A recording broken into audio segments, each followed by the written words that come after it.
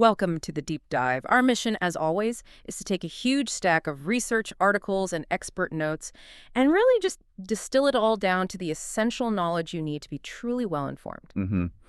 And today, we are wading into, well, one of the most contentious and, frankly, fastest changing topics in modern life. Cannabis. It really is. We're talking about an industry valued in the tens of billions of dollars, Yeah. and it's one that's aggressively moving from the illicit sort of shadowy market right into our daily lives. Right into grocery stores, pharmacies, social routines. It's everywhere. But this shift, it's not smooth at all. It's creating a profound, really stark divide across the entire country, socially, legally, and especially scientifically. And that divide is the real paradox we have to unpack today. Because on one hand, you have millions of people across America who are, consuming cannabis maybe for fun, maybe discussing its profound medical uses. Right. But then on the other hand, the legal reality is still just brutal. Our sources show that statistically, someone is still arrested for a cannabis-related offense in the U.S. every 58 seconds. Every 58 seconds. That's staggering. It is. So this deep dive, it has to move past the simple, good or bad rhetoric. We need to examine the true scientific complexity, the tremendous but often overstated medicinal promises, and the very real public health consequences this transition is creating. And the context here is so urgent because the product itself has just fundamentally changed. I mean, the cannabis being consumed today is a completely different chemical beast than anything available even, say, a generation ago. A whole different world. You're talking about high-potency flower, concentrated vapes, dab waxes, edibles with 100 milligrams of THC. Things that are just far from understood. And that's where the real risk lies, doesn't it? Because federal law still treats this plant like heroin. It's classified as a Schedule I drug. Which just blocks the rigorous scientific research that we so desperately need. And without that research, we're essentially flying blind. I mean, what we're witnessing today is a massive, unintended public health experiment. And the public are both the consumers and the test subjects. So what are the key questions we need to answer? We need data. We need to know, for what specific conditions is cannabis truly beneficial? For whom is it unequivocally harmful? What are the precise, safe doses? Who should use it versus who should absolutely not go near it? And the data is going to show it's not a simple yes or no. Never. The data will reveal that the reality is not a binary choice between black and white. It is entirely composed of complex shades of gray. Okay, let's start by unpacking this seismic shift in American society. I mean, after 80 long years, we are watching the effective end of another prohibition era, state by state. It's remarkable. The majority of Americans, I think the number is over 70% now. Over 70%. Now live in a state where cannabis is legal in some form, either for medical use or for full adult recreational use. And that has just paved the way for this massive commercialized industry, yet the conversation around it remains so incredibly emotionally polarizing. It's frustratingly polarized, isn't it? Yeah. And the public discussion, it tends to just collapse into these two extremely fervent, almost bizarre viewpoints. Yeah, the two extremes. On one side, you have the advocates who frame it as this kind of panacea, a magical plant that can cure anything from cancer to anxiety with zero side effects. The miracle cure for everything. And then on the other side, you have that persistent, decades-old viewpoint that sees it as the devil's grass. Right, the reefer madness idea. Yeah. That it's a substance that's destined to cause massive societal decay, addiction, the downfall of civilization as we know it. It's like the cultural baggage of the past century is still weighing down every single conversation. And the truth is obviously not at either of those poles. Exactly. Both of those extreme positions are scientifically invalid because they ignore the inconvenient, complex truth. The reality of cannabis is definitely somewhere in the middle. It has immense therapeutic potential and profound, undeniable risks. Especially for vulnerable populations. But our current scientific understanding is so stunted that we just don't have the robust data to draw those definitive lines yet. So why is that? In a modern, technologically advanced society where we can, sequence genomes and land rovers on Mars, why can't we figure out the long-term effects of a common plant? That brings us directly to the state of cannabis science, or more accurately, the lack of it. The field is, frankly, nascent and underdeveloped. And that's primarily due to the regulatory straitjacket imposed by the federal government, right? That's the number one reason. Maintaining its status as a Schedule I drug, right alongside heroin and LSD, means that conducting robust, rigorous FDA-sanctioned research is exceedingly difficult. What kind of hurdles do researchers face? Well, they face hurdles in getting funding, in sourcing a standardized product to study. I mean, for years, all federally approved research had to use cannabis grown at a single facility at the University of Mississippi, which was notoriously low potency and didn't reflect what people were actually using. So the research wasn't even studying the right thing? Not at all. Yeah. And then there's navigating the bureaucratic approvals from the DEA, the FDA, ENI. These are hurdles that just don't exist for research on, say, legal Schedule II drugs like OxyContin or fentanyl. Which is just wild when you think about it. And it's not like they're dealing with a simple aspirin tablet here. The chemical complexity of the cannabis plant itself is staggering. It's a biological powerhouse. I mean, when we talk about cannabis, we are talking about a plant that contains over 400 different chemicals, 400. including over 100 different specific unique molecules called cannabinoids. And when most people talk about cannabis, they only ever mention two. THC and CBD. Exactly. But those are just the headline actors in this massive, complex chemical orchestra. There's also CBN, CBG, THCA, dozens of others, plus terpenes, flavonoids. So speaking of those headline actors, the discovery of THC, or Tetrahydrocannabinol, that was really the original scientific flashpoint, wasn't it? It was. Its isolation by the Israeli scientist Raphael Mechoulam back in the 1960s was a true launch point for modern neuroscience. Because before that, researchers didn't even know what THC did or why it had such profound psychological effects. They had no idea. So that isolation, finding the active molecule, it opened this completely unexpected window into understanding the sophisticated functioning of our own bodies.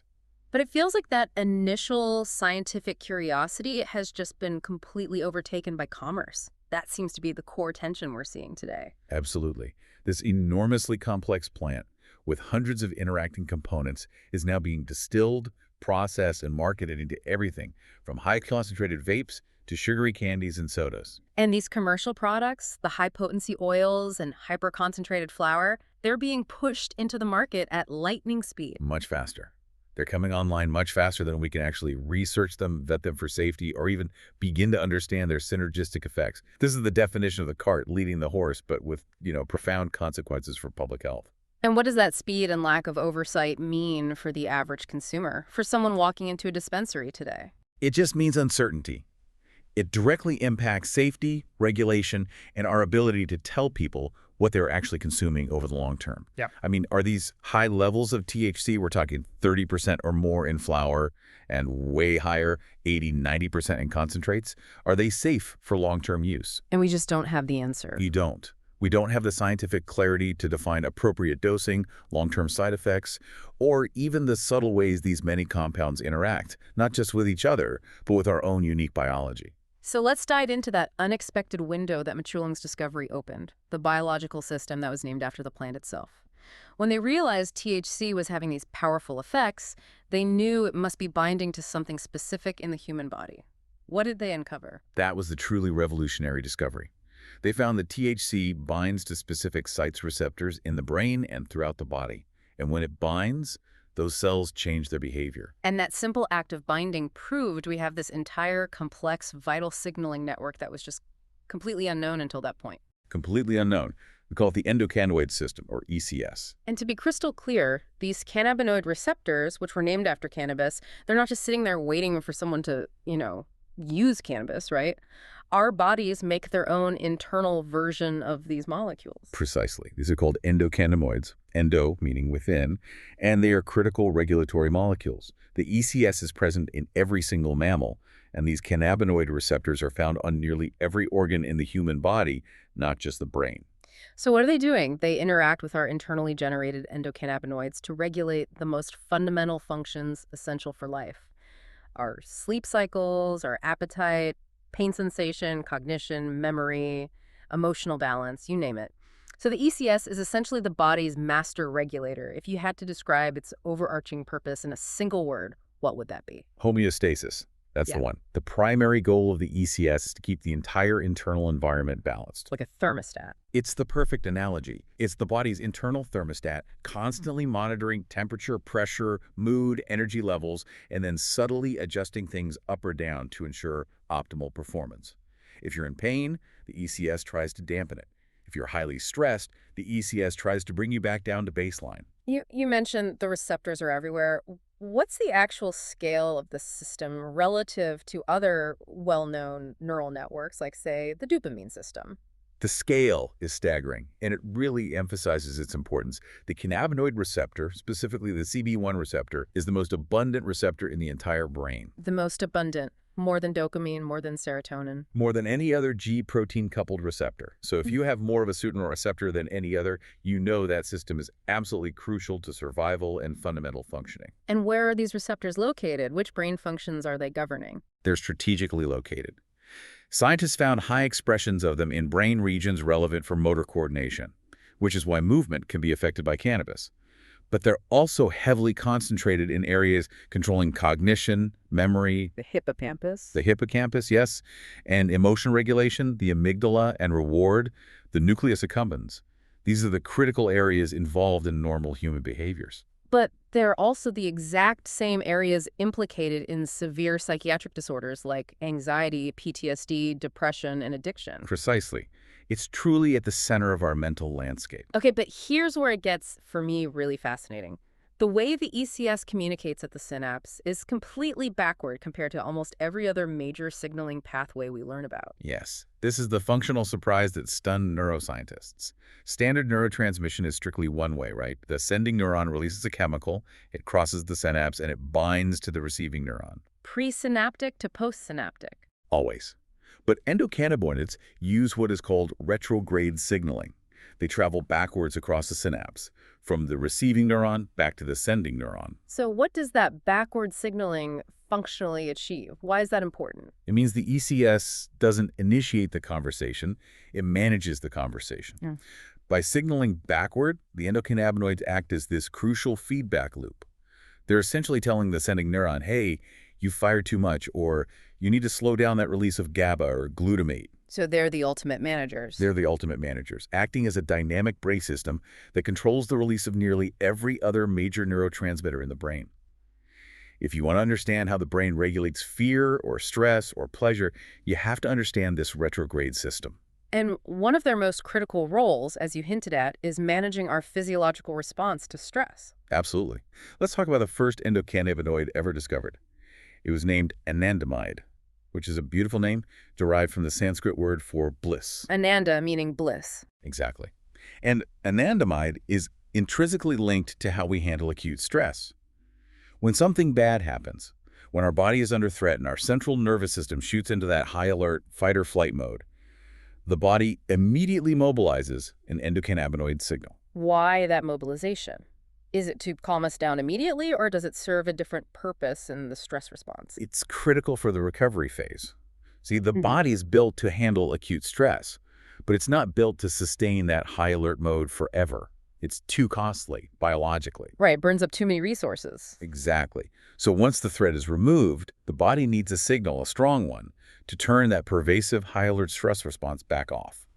Anandamide helps facilitate this de-escalation, bringing the entire system back to balance. So if you imagine a forest fire, the initial alarm is like adrenaline. Anandamide is the signal that says, the fire's out, everyone can go home. That's a perfect way to put it. So if someone has chronic stress or a trauma disorder like PTSD, where that stress system is perpetually running hot, it suggests their natural anandamide signals might be dysregulated or insufficient to turn the system off. Precisely. And that lack of natural de-escalation is what makes the potential therapeutic application of external cannabinoids like THC so intriguing and also so complicated. Okay, so that understanding of the ECS and its role in stress recovery gives us the scientific scaffolding to understand the medical uses. Let's look at that powerful case study of PTSD and anxiety relief, which often involves using THC. This is exactly where scientists are focusing. In people suffering from PTSD, the trauma has essentially short-circuited that turn-off mechanism in the brain. They are stuck in a state of perpetual hyperarousal. The fire alarm is always on. It's always on. So since external THC mimics our own endocannabinoids, the hypothesis is that introducing a targeted amount of THC could potentially help stabilize or restore that signal, allowing the individual to finally enter the recovery phase. The story of the veteran Sean Worsley is incredibly illustrative here. After he survived an IED blast while serving in Iraq, he came home with both a traumatic brain injury and debilitating PTSD.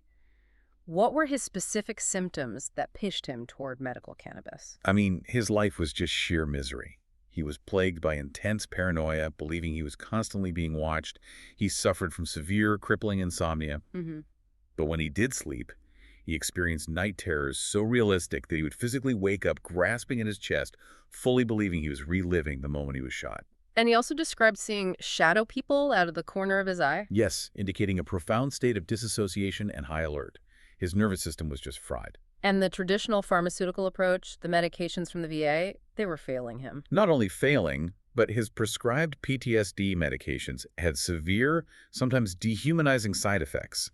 This led him, like so many other veterans, to seek alternatives. And what he found is that cannabis, when taken at a carefully controlled low dose, can provide that immediate, powerful relief. Immediate? It can relax the person, dampen the hyperarousal, and reduce anxiety. And the descriptions we see from people are often so immediate and profound. Life-changing is the phrase that comes up again and again. Absolutely. For someone who hasn't slept restfully in 2 years, the ability to finally achieve a few hours of solid sleep is revolutionary. The ability to go to a crowded grocery store without feeling that intense, immediate panic and hypervigilance, it fundamentally improves your quality of life. The short-term symptomatic benefits for things like anxiety and insomnia seem undeniable. Which is why people with PTSD often gravitate so heavily toward cannabis use. It works, and it works quickly. But this cannot be framed as a simple miracle cure. There have to be some serious caveats here, especially concerning the dual nature of THC. The complexity is paramount, and the caveats are non-negotiable. First and foremost, cannabis use, even if it feels therapeutic, should not be the sole intervention. What do you mean by that? I mean, if individuals rely only on the chemical relief from the plant and don't also engage in cognitive or behavioral therapies to work through the root cause of the trauma, to reprocess the fundamental fear and memory pathways, they are only managing a symptom. The underlying disorder remains untreated. They're putting a Band-Aid on a bullet wound. In a way, yes. Right. And second, and this is the most critical element we have to emphasize constantly, dose matters immensely. Right. It is the most crucial distinction. While a low dose of THC might promote relaxation, THC at higher doses is scientifically known to increase anxiety, paranoia, and even induce acute psychosis. Especially with today's high-potency concentrates. Absolutely. For someone who is already predisposed to anxiety or paranoia because of their PTSD, a high dose could actively make the underlying disorder much, much worse. It requires a very precise therapeutic window that is just difficult to maintain with unregulated products. So the conversation has to be nuanced. It has to recognize that the benefits or the harms depend heavily on the individual's biochemistry, their underlying condition, and the method and consistency of the dose they're taking.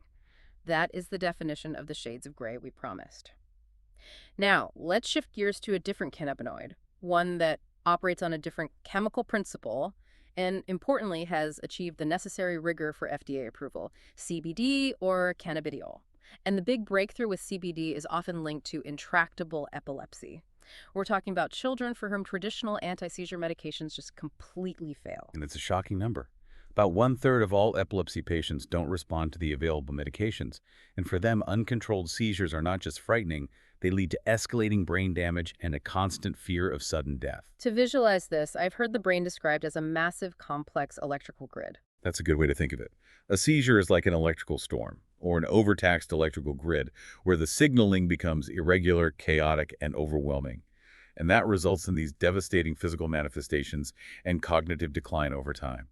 The journey of parents searching for relief is just heartbreaking. Let's focus on the stories of Catherine Jacobson, Fred Vogelstein, and Evelyn Messenbaum, who are all seeking relief for their young sons, Ben and Sam. What was the impact of the traditional medications they had tried? The side effects were just horrific. For Sam, the prescribed anti-epileptic drugs caused severe hallucinations. He thought bugs were crawling out of holes in his skin. Oh, that's terrible. Other drugs had powerful sedating effects, essentially turning him into what his parents described as a zombie. He was unresponsive, dull. The choice often became, do we manage the seizures and sacrifice his personality and cognitive function, or do we let the seizures run rampant? An impossible choice. And their quest led them to cannabis, but specifically to the non-psychoactive component, CBD. Why was CBD preferred over THC for this particular application? Well, the key benefit of CBD is that it does not cause a high, which is obviously a major concern when you're treating young, developing brains. Chemically, CBD works in several fascinating ways. How so? It appears to reduce the psychoactive impact of THC when they're co-administered. But more importantly for this, it seems to increase the levels of anandamide, our own natural bliss molecule, by blocking the enzyme that breaks it down. So it lets our own natural endocannabinoids hang around longer. Exactly. And it also interacts powerfully with other key systems, like serotonin receptors, which profoundly affect mood and anxiety. But in those initial pre-regulation days, the effort to get a stable, effective dose was a total nightmare, right? It was a quality control disaster. Catherine Jacobson was trying to produce these homemade CBD tinctures, and the potency varied wildly from batch to batch. Sam's seizures would sometimes drop slightly, but consistency was impossible, which is terrifying when you are managing a life-threatening condition. And as Evelyn Nussbaum pointed out, the parents understood that pharmaceutical rigor was absolutely necessary. Every pill had to be exactly the same, sanitized, and quality controlled. And that rigor was finally achieved through pharmaceutical development. Right. They eventually found a stable, high-quality batch of pure CBD isolate from GW Pharmaceuticals, which was already studying cannabis-derived compounds. And the results for Sam were nothing short of miraculous. I mean, once he started taking that stable, rigorous CBD formulation, his seizures dropped dramatically. From what to what? From 68 devastating seizures per day down to just 6. Wow, that's an unbelievable 90% reduction. It essentially gave him his life back. It was transformative. Sam is now seizure-free and attending college, and that success was the catalyst for rigorous multi-center clinical trials. And that data ultimately led to the 2018 FDA approval of Epidiolex, The first cannabis-derived drug. the very first approved for certain difficult-to-treat epilepsies. And what did those clinical trials ultimately confirm about its efficacy? The trials showed a reliable reduction in seizures by approximately 40%. Now, it's vital to stress, as Catherine Jacobson rightly noted, it's not a miracle cure for everyone. It's a tool in the pharmacological toolbox. But that FDA approval achieved something massive. It did. It made cannabis-derived medicine completely legitimate for mainstream medicine to study. It removed the taboo and opened the door for so much more research. And that legitimacy immediately pushed researchers into new frontier areas, specifically severe autism, where children often display aggressive behavior, sensory overload, and severe difficulty with social interaction. This is the next scientific frontier. Researchers like Doris Trauner at UC San Diego are now running double-blind clinical trials using that same drug, Epidiolex, to see if CBD can calm the excess neuronal activity that is hypothesized to contribute to these behaviors in autism. And to study the mechanism outside of a human subject, Alison Mutry developed this incredible, almost futuristic brain model, didn't he? He did. It's amazing. They convert standard human skin cells into master builder cells, stem cells, and then through carefully controlled biochemical manipulation, they coax these cells to develop into tiny self-arranging networks of neurons called brain organoids. So basically, miniature functional brain models in a petri dish. That's exactly what they are. And crucially, they generate complex electrical signaling that is comparable to a developing human brain. And when they introduced CBD to these mini brains, what did they find at the cellular level? The in vitro finding was striking. Adding CBD to these brain organoids caused the electrical activity to silence or quiet over time. This suggested that the compound was indeed dampening neuronal activity. And was it permanent? No, and that's the critical part. The effect was non-permanent. They could wash the CBD out of the culture medium, and the electrical activity would restore itself. That suggests it has a modulatory effect, not a destructive one. So the working hypothesis is, if CBD can quiet the electrical storm in a petri dish, will it calm the hypothesized excess neuronal activity in the brains of children with severe autism? That is the core question. Yeah. And we have some incredibly compelling anecdotal evidence already emerging from these trials. Like Braylon's parents. Yes. During what they strongly suspected was the CBD phase of the blinded trial, they saw a dramatic, a night and day improvement in his behavior and responsiveness. They felt like their child was finally communicating with them for the first time. But this brings us right back to the dosing problem and the huge distinction between medicine and what's available on the market. Crucially so. This treatment involves prescribed, quality-controlled pharmaceutical doses. We're talking hundreds of milligrams of Epidiolex per day. Which is an enormous contrast to the small, unregulated 10 or 20 milligram doses you see sold as tinctures in general dispensaries or online. Exactly. So while these anecdotal successes are remarkable and offer immense hope to families, we have to have the robust, blinded data to determine if CBD is truly effective and safe for long-term treatment in this highly vulnerable population, especially at these very high doses. The chasm between prescription medicine and the open market brings us right to the product paradox and the regulatory challenge in today's environment. The consumer landscape is just a chaotic mix of scientifically rigorous drugs and completely untested products. It is a true Wild West scenario. Most of what's sold in dispensaries today is hybridized, a genetic blur of the traditional sativa, indica, and ruderalis lineages. Although scientists are increasingly questioning whether those are even distinct species anymore, given the level of interbreeding. Right. And these products contain not just cannabinoids, but also distinct chemicals called terpenes, which create the varying flavors and smells that consumers seek out. And then there's the CBD market itself, which is utterly saturated. I mean, you see it everywhere. Oils, gummies, seltzers, even pet products. Our sources suggest as many as 1 in 7 American adults are now using CBD in some form. The accessibility is massive, but the efficacy is highly questionable for most of these over-the-counter products. Why is that? There's a huge gap between what is sold and what is physiologically effective. Studies show that when you consume CBD orally, say, as an oil or a gummy, as little as 4% and maybe up to 20% on the high end of that compound actually gets into your bloodstream. That's incredibly low bioavailability. It's very low. So it means the dose you think you're taking is not the dose your body is actually processing. So if the threshold for registering a chemical signal in the bloodstream seems to be around 100 milligrams of orally consumed CBD oil, and yet most store-bought products contain only 10 or 20 milligrams. Then many users are likely experiencing a substantial placebo effect. And while a placebo can certainly offer real symptomatic relief, it doesn't validate the product's claimed chemical potency. And this leads to massive safety concerns when you consider the quality control of these unregulated products. The regulation is just patchwork at best. Generally, only products in legal states that contain THC must undergo mandatory testing for potency and dangerous contaminants. Things like pesticides, molds, heavy metals. Residual solvents from the extraction process. Yeah. Yes. Untested cannabis is inherently dangerous. But CBD products, which are often sold across state lines under these loose dietary supplement rules, they may contain unintended or dangerous chemicals, and their potency labeling is notoriously inaccurate. That's a major gap in consumer safety. When we shift to assessing the risks of the high THC products, age becomes the critical factor because the endocannabinoid system changes so fundamentally throughout a lifetime. The ECS is a dynamic system. It's constantly shifting its purpose from the fetus to the elderly. And this dynamism is why timing matters so much. And during adolescence, it's at its peak activity. Yes. During adolescence, our natural endocannabinoids reach their highest physiological levels. And that's because this is the crucial period of brain maturation. The brain is undergoing these rapid, necessary changes, primarily through a process called synaptic pruning. Synaptic pruning, that's the process where the brain eliminates the weaker, less used neural connections to make the whole system more efficient, like trimming a garden to make it grow stronger. That's the perfect analogy.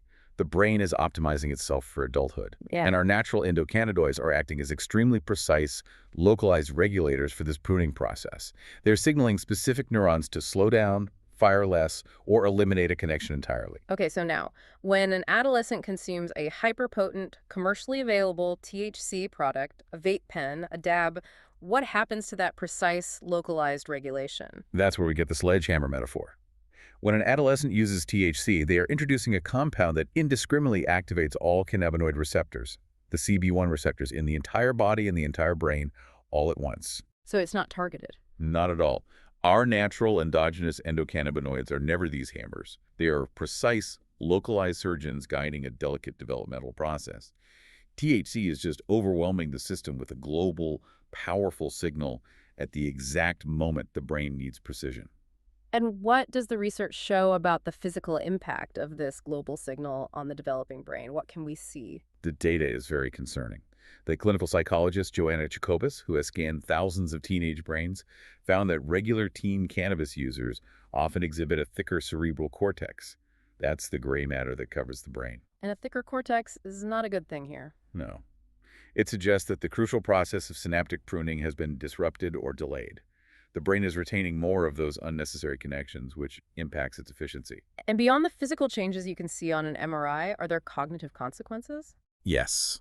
Cognitive testing consistently reveals that teens who use cannabis regularly struggle more significantly with critical functions like learning, executive function, and memory tasks when compared to non-users.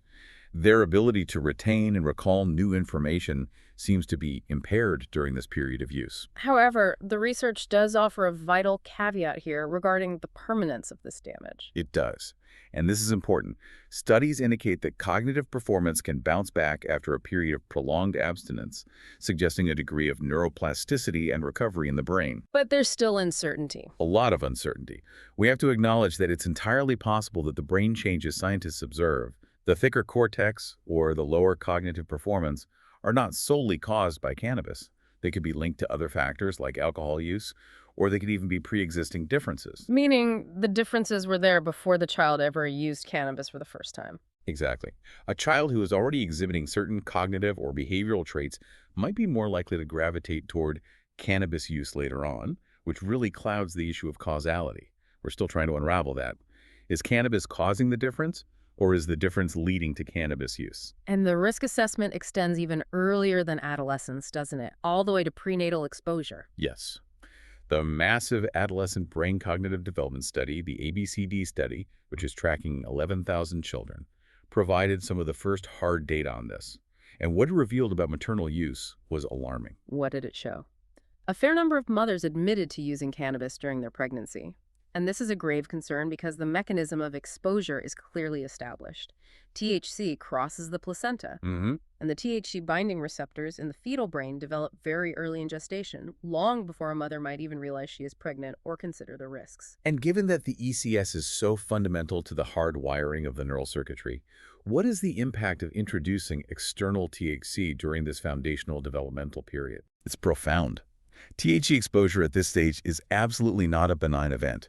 Researchers tracking these children found they experienced increased rates of certain behavioral and emotional problems. Just as is. This includes higher instances of psychotic-like experiences, which is itself a known risk factor for future severe mental illnesses like schizophrenia and depression. They also found more reported depression, anxiety-like behavior, rule-breaking, and significant attentional thought problems. That's deeply troubling, especially when you see online advertising and even some dispensary staff suggesting cannabis is a safe, natural solution for common pregnancy discomforts like nausea or insomnia. It's a very dangerous form of misinformation. These mothers aren't deliberately trying to harm their babies, but they're receiving faulty public health advice that's often driven by marketing. Scientists who study the ECS are trying to make it unequivocally clear. Given the critical role the ECS plays in regulating early brain development, external THC exposure at this time poses a clear and significant risk. Shifting focus, we also need to address the more immediate, acute risks for adult users, particularly dependence and withdrawal, especially with the potency levels available today. While cannabis is often cited as being safer than many other substances, the risk is still real. Our data suggests about 9% of users will develop a cannabis addiction or dependence. And it's important to put that 9% in context. It is. It is less addictive and generally safer than alcohol, tobacco, heroin, and cocaine, which are responsible for hundreds of thousands of deaths annually. But 9% is not zero. And what about the acute risk in the current hyperpotent environment, where concentrates can exceed 80 or 90% THC? We are absolutely seeing an increase in emergency department visits directly attributable to full-blown acute psychosis, often triggered by the consumption of these extremely high THC products. For regular users, dependence is often characterized by severe impairment of memory, motivation, and mood. The story of Paul DeBasio, who quit after long-term heavy use, perfectly illustrates the brutal reality of the withdrawal symptoms. His withdrawal was immediate and severe. He described becoming highly irritable, aggressive, and plunging into a deep depression. But the most debilitating symptom for him was the severe insomnia. For weeks, he could only sleep 2 or 3 hours a night. And research confirms this pattern. It does. Abrupt cessation significantly disrupts slow-wave sleep, which is the essential, restful, restorative phase of sleep that our bodies and brains need to recover. But this deeper understanding of the ECS is leading to new treatment possibilities, right? It is. The hope is now focused on clinical trials that are testing drugs that can increase in anandamide, our natural bliss molecule, to see if they can help stabilize the system during withdrawal and prevent those severe mood and sleep symptoms. And what about the brain itself? Does it recover from heavy use?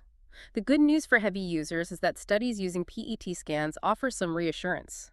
The brain's own cannabinoid receptors do return to baseline levels after cannabis use is stopped. The brain is remarkably adaptive.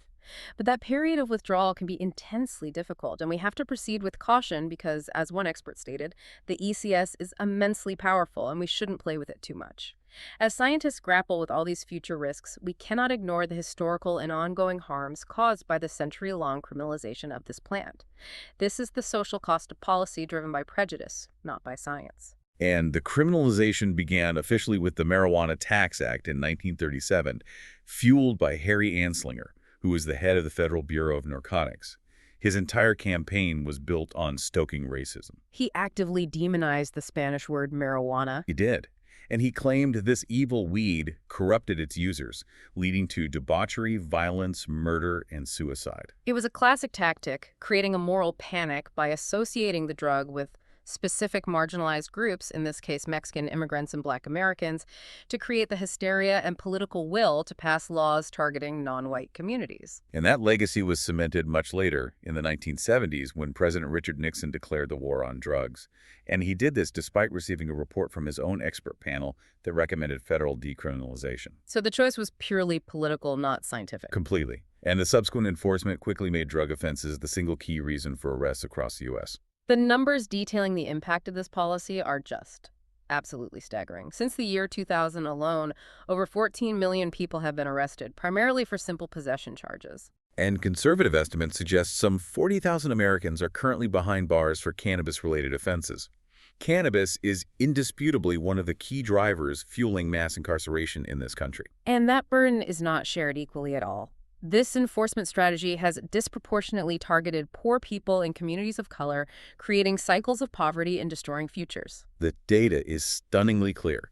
In every single state in the United States, it doesn't matter if cannabis is legal, medical, or strictly prohibited. Black people are arrested for cannabis-related offenses at significantly higher rates than white people. Despite the fact that government health data shows that usage rates are statistically equal across races. Exactly. Equal use, unequal enforcement. This disparity brings us right back to Sean Worsley, the veteran with PTSD we discussed earlier. His personal ordeal perfectly illustrates the brutal, bureaucratic disconnect that exists between state-level medical legality and the persistent federal and regional prohibition. Sean had his legitimate medical cannabis card in Arizona. His use was sanctioned by a doctor. He was driving cross-country to visit family and was stopped in Alabama, a state with very strict prohibition. And when the officer found his third of an ounce of medical cannabis, Sean was hit with the most severe possible charge: possession for other than personal use, a felony. And that severe felony charge wasn't even based on the amount of cannabis he had, but on the paraphernalia he had with him, a small scale and rolling papers. Tools that his doctor had actually recommended he use to ensure proper, consistent microdosing for his severe PTSD symptoms. The consequences immediately became catastrophic for him and his wife, Aboni. They were put in jail for 6 days.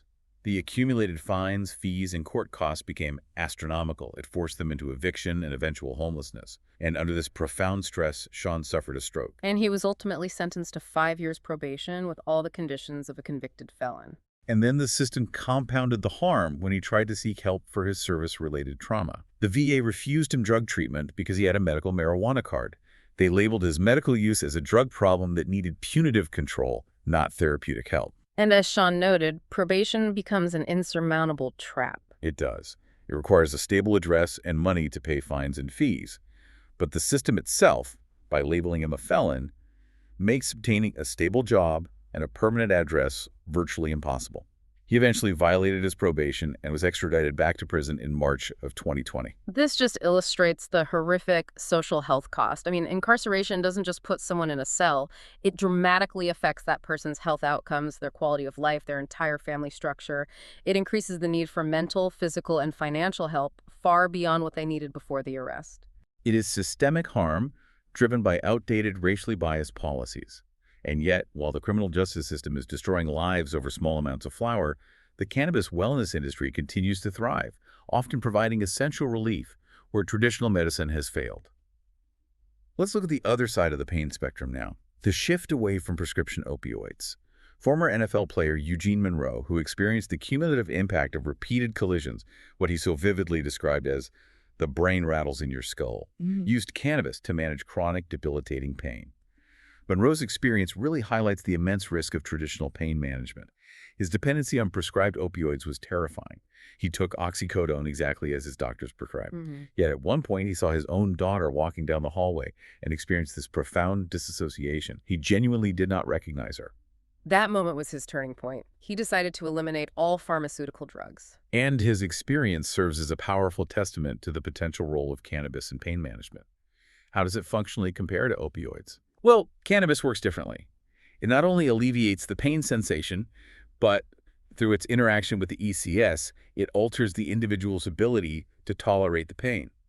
It also has measurable anti-inflammatory properties, which can help the underlying issue. And critically, as a pain reliever, it's certainly safer than many of the addictive medications, like the decades-old opioids that have fueled our current addiction crisis. Without a doubt. And for Monroe, this choice was about regaining control over his life. It allowed him to function beyond just simple pain relief. Right. By effectively managing his pain with cannabis, he felt motivated enough to return to physical exercise, to go to the gym, to take care of his body again. It enabled positive behavioral change and function rather than causing the motivation impairment and dependency that so many other substances can bring. So this deep dive has shown us an incredibly complex, just fraught landscape. We've journeyed from the molecular mechanism of the ECS being the most abundant receptor in the human brain to the FDA approval of CBD medicine, all the way to the brutal ongoing reality of mass arrests and the existence of these hyperpotent, largely untested products sitting on dispensary shelves. And the synthesis is clear. The path forward requires comprehensive, decisive action based on rigorous science, while simultaneously addressing the profound historical and societal harm. Which means what, exactly? It means immediately expunging convictions for past cannabis crimes. It means ensuring genuine equity and fair access in the burgeoning legal market. And critically, it means investing serious federal funding into the ECS research we so desperately need. But as society rushes forward, major questions still loom over the industry itself. I mean, should cannabis be marketed and flavored like candy and soft drinks, which clearly targets young consumers? Should the THC potency of commercial products have absolute statutory limits, especially given the increased evidence of psychosis risk associated with high concentrations? Getting legalization right is proving to be as complicated as the complex plant itself. And that complexity must demand caution, both from regulators and from consumers. Cannabis is not one singular thing. It's a blend of hundreds of interacting compounds. Medical patients, often utilizing full-spectrum plant preparations, are seeking symptom relief, not necessarily the intoxicating high produced by isolated THC. And despite the rapid growth of this industry and the growing accessibility, we have, as one source put it, frighteningly little data on the long-term effects of chronic, high-potency medical or recreational cannabis use. So what kind of understanding, scientific, moral, political, should drive our laws and our personal choices when the full scope of interaction between 400 compounds and the human body remains so largely unknown? That is a question we must all continue to explore as this public health experiment proceeds.